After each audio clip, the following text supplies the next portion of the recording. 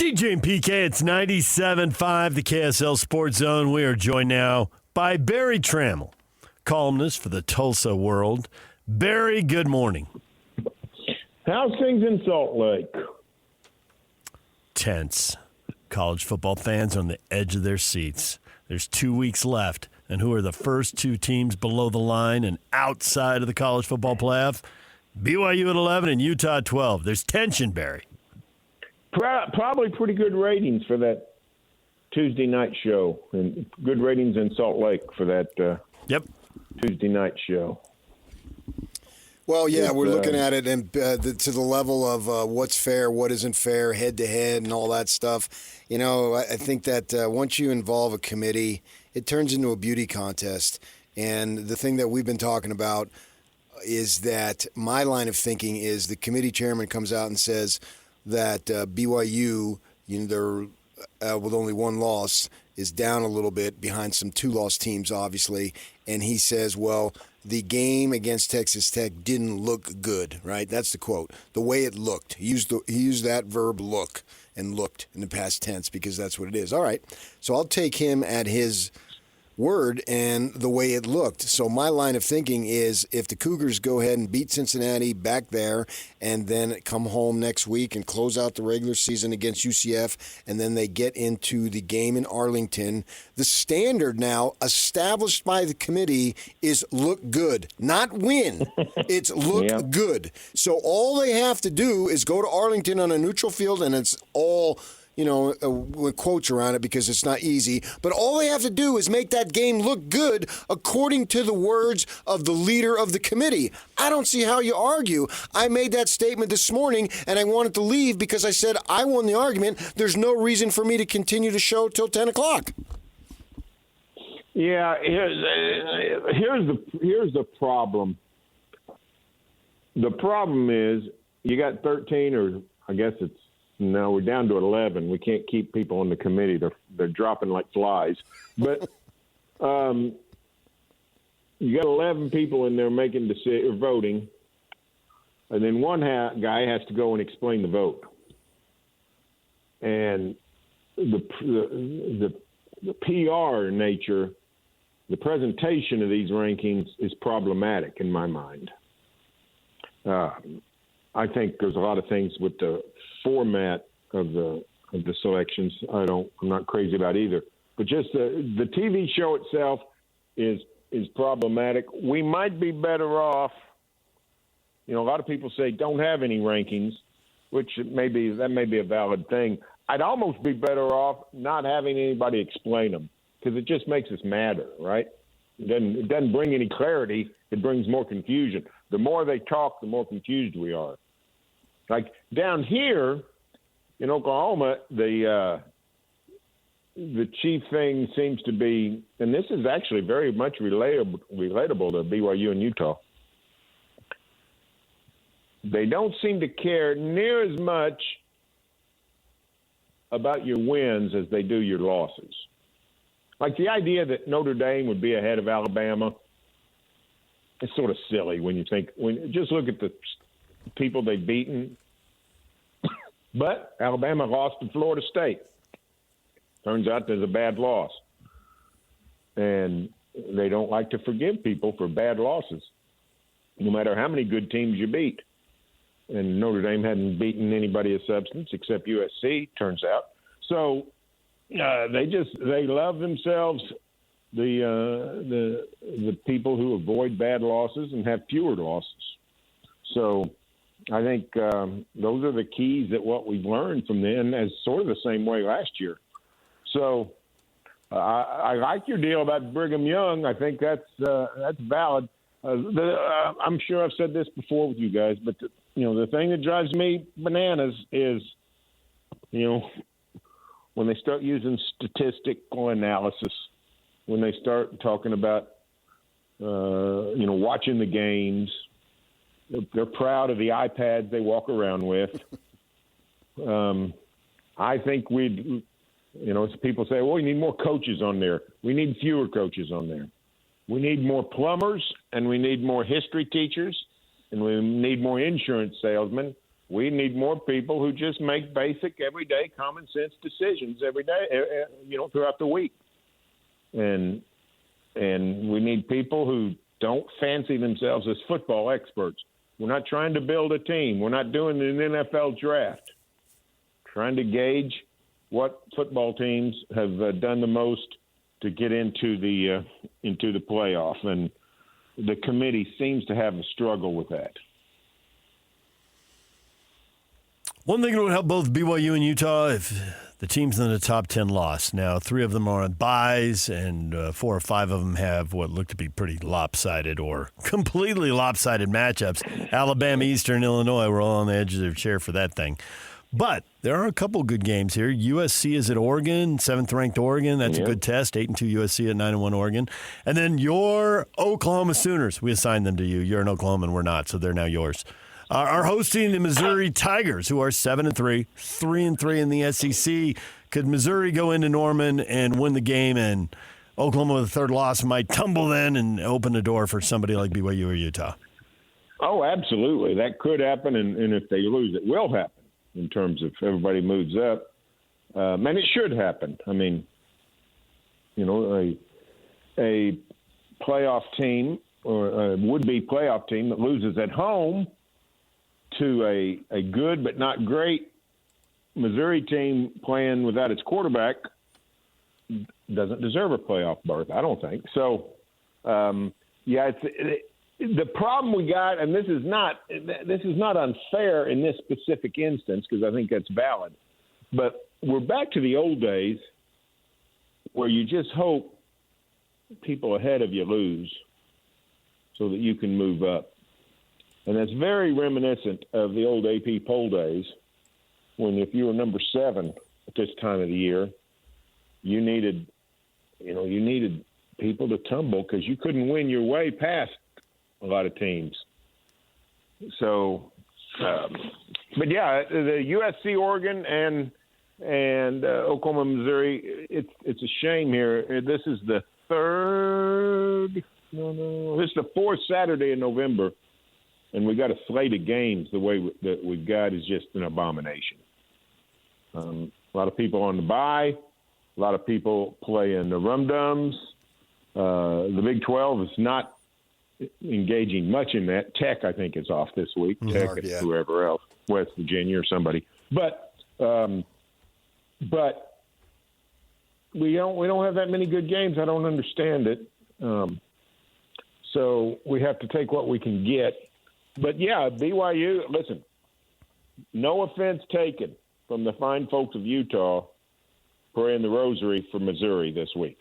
But we understand. They're all card-carrying members of the USC and Missouri fan clubs. And, good luck to the Cougars and the Utes. They're going to have it's pretty clear to me that the committee likes Utah.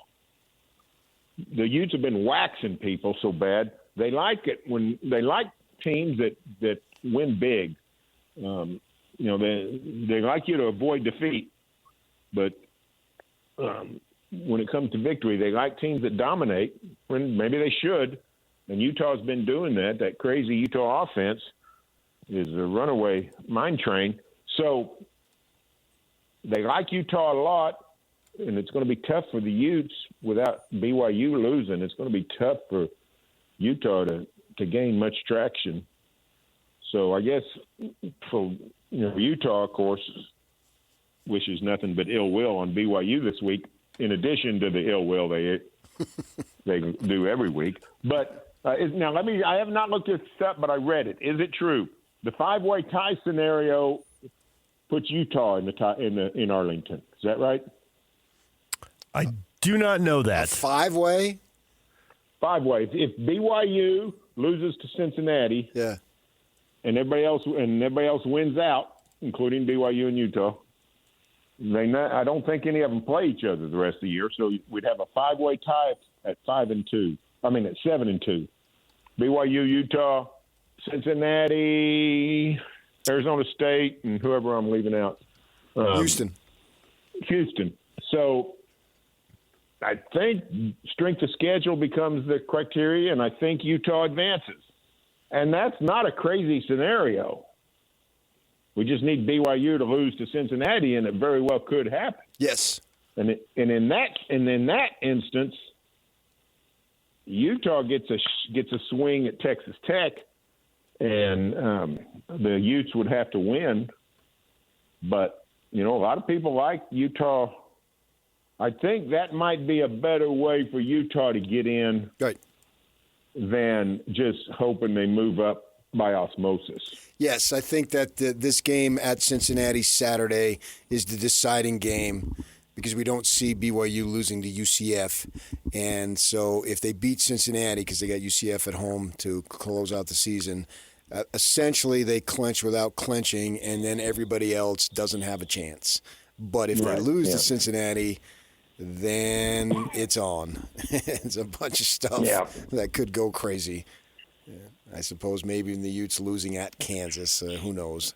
But that's why we're looking forward to this game, because it without literally and using the word essentially replacing that, that's what we look like we have Saturday night. Yeah. What time is BYU Cincinnati? That's 7 o'clock? 7 o'clock your time, yeah. 7 o'clock. Okay, that's good. I'll get home in time to see that. So that's fantastic. Yeah. Yeah, that's one of the better games. It might be the third best game. I assume it is the third most in terms of ranking of the teams. That's the number 3 game in America. Impact on the race to be the second team in the Big 12. It's and our area of the country, it's huge. In other places, it would be knocked down a peg or two. I think SC and Oregon, but I'm an old Pac-12, Pac-10 guy, so I still have those biases. Yeah, but I think based on the poll this year, that's a huge game. And I think the other question has to be answered, what does USC look like when they win, and how much credit they get, and how high do they vault up based on that victory? I think here's what you got. Here's what you got in Oklahoma. The Sooner fans are torn between their eternal hatred of Lincoln Riley and wanting to lose everything, including his walk to the mailbox. They want him, he'd step off the curb and break an ankle. But if they could win and squirm their way into the standings and the Sooners could win out, is there a way we could have a final ranking of 7 and 10? Yes. Or 8 and 9? And then all of a sudden, the Trojans are sent to Norman, Oklahoma. I would love it. I would love it. Oh, my goodness. Let me tell you something. That would be the closest thing we'd ever see to the Roman Coliseum. I promise you. And nobody's got their thumbs up, I tell you. So, yeah, they should do that. We know they do it in the NCAA's basketball. Put a little drama on top of the actual matchup. Why not? Yeah, so that would be a wild one. What's crazy, though, is the 2 prime slots, TV-wise, for the first round of the playoffs, ESPN has sold to TNT. So the Saturday afternoon and the Saturday night playoff games are on TNT, which I find fascinating. I don't know why they didn't sell on the Saturday morning game and maybe the Friday night game. But we're talking so I don't even know where the marquee matchups would be. We're going to have 2 dud games, it looks like. In the first round of the playoffs, we'll have that the mid-major, so Tulane or James Madison, whoever it is, and then whoever comes out of the ACC, Virginia or Georgia Tech's going to play. That's going to be a really good game if Virginia goes to Alabama. Virginia will hang tough and get beat 34-3. So we got 2 duds in the playoff coming. So I'm anxious to see how they divvy those up with TNT and ESPN, considering TNT has the Saturday afternoon and Saturday night games. I think they got those games because I'll bet those are the times that compete with NFL games, which they assume will hold the ratings down. That's probably right. That's probably right. Maybe they'll give them James Madison and Virginia. That could put OU USC at the early kickoff on Saturday or the Friday night game. Because there'll be another good game. Ole Miss playing, So I don't know who it might be. Ole Miss and Notre Dame, whoever. It's going to be a half and half deal. But no, hey, listen, Brigham Young at Cincinnati is one of the coolest matchups of all time. because of the differences in the schools and the settings and the football programs and all that. You go to the Wasatch Mountains and you go to Lavelle Edwards Stadium and you sit there and you got this glorious scene. You got the mountain, you got the Y up on the side of the mountain. You got some snow-capped stuff. It's just a glorious setting, one of the best in college football. And you go to Nippert Stadium in Cincinnati, and you feel like you're like in, I don't know, Michigan Avenue in Chicago or Times Square. You're right in the middle of a massive city. You've got skyscrapers in the background. You got the school.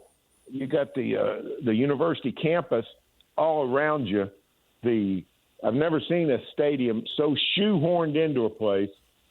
You can be standing like in the seat, and you can be sitting in a seat at Nippert Stadium, and you're like 75 feet from the student union. You're like 50 feet from the campus wellness center. I mean, they just crammed this little stadium right in between a bunch of buildings. Now, that's not really true because they built it 120 years ago. But it's just an unbelievable urban setting, and it's really cool. I like both places, but they are just so vastly different. The BYU fans, I think, are really going to find it interesting playing at Cincinnati. They call it the Wrigley Field of college football. I don't know that Cub fans call it that, but Cincinnati fans call it that. So that's going to be a cool setting and a really good game. I'm looking forward to seeing it.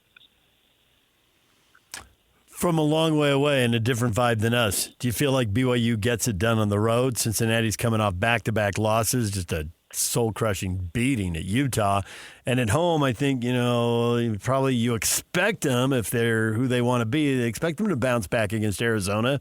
But Arizona seems to be on the rise, and Arizona gets them. So I'm wondering what kind of effort and confidence Cincinnati brings to this game. Well, I think Cincinnati will play well, or I don't think effort's going to be a problem. I do think they played a little over their head, though. I do think they're not as good maybe as their record indicates. I think they've done a nice job producing a really good season. I'm very encouraged by what they've done. But I think Brigham Young's a better team. And I think BYU, I don't know if Tech provided a wake-up call, but Brigham Young looked like a different team against TCU. I mean, TCU's not great, and they're just sort of a solid team. But they generally play everybody tough. They go down to the wire with Iowa State, go down to the wire with Arizona State. They go down to the wire with Baylor. That's just, they're just a good team that plays people tough. Win some, lose some. And BYU took them to the woodshed. Yeah. And that was a mismatch. And it looked to me like Brigham Young just sort of woke up because it had been driving along that pathway of, doing okay, but really toying with some teams they shouldn't toy with. And it looked like they got a good wake-up call. And so I think Brigham Young will go to Cincinnati and take care of business and come back to Provo with a chance to make the playoff. Barry, we appreciate it as always. Thanks for joining us and talking a little football. Hey, see you guys later. Okay. All right, see ya. Barry Tramel, we'll look for him on Press Box Cutaways of the Oklahoma-Missouri game. Yeah, I think Oklahoma rolls. They're playing really good football. And I think the SEC gets 5 teams in minimum. They're set. I mean, half the top 10 is SEC. This would be a great win for Missouri. Missouri's 3-3 in league, and their 3 wins are against bottom feeders. So yeah, this would be far and away their best conference win. It wouldn't even be close. Right. DJ and PK, it's 97.5, the KSL Sports Zone. Jay Drew, beat writer for the Deseret News, covering the BYU Cougars, joins us at 9 o'clock. Stay with us.